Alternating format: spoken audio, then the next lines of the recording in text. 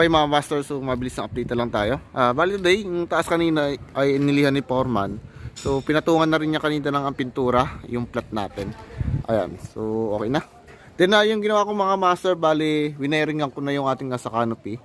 So kung mapapansin nyo, meron tayong ilang ilaw, 1, 2, 3, 4, 5, 6. So 6 na ilaw dito mga master. Then tinakluban ko siya rito ng junction box. So binutas ko lang ng maliit para mailusot lang yung wire. So ito naman kasi mga master, isa meron yung kisame. Kaya nilagyan ko siya ng takip dito. Okay. So pasok tayo sa loob. So bali naman tayo sa loob mga master. So masilya lang tayo kanina. Ayan. So ito minasilyan namin tsaka na Kuya Mike. Bali anong nangyari lang, so ubos na yung ating skim coat. So Merkulis pa yung dating. So ginawa lang natin dito sa tayo. Starting na tayo ng paghuhukay. Ayan, so pinahukay na ni boss. Ayan na. Ayan, so kasi tayo ay magbabakod na rito. Okay.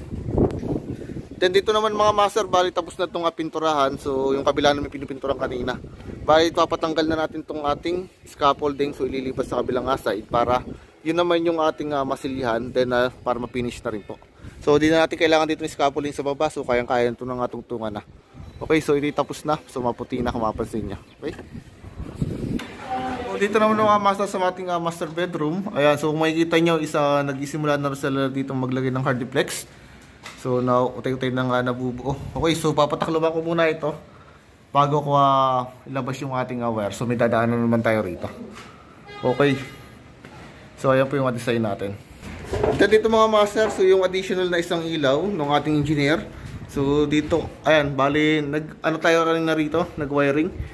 So dito lang ako kayo nakumuha ng supply. So papunta sa box. Ayan. Then itong wire natin, so dito sa ating ilaw niyan. So nalipat dito. Bali dinugtungan ko na siya ng wire para mailipat natin siya rito. Okay, so bali itong portion na to, itong kwarto na to. So 4 na ilaw na. So 1, 2, 3, 4. So separate itong ating ilaw sa may biga para dun sa ilaw ng ating cabinet. Ayan, so yung control niya isa na andito. Ayan, so single switch lang yan mga master. So bali, dyan lang natin siya i-control. Okay, so yun lang muna mga master. Bali update ko lang kayo today.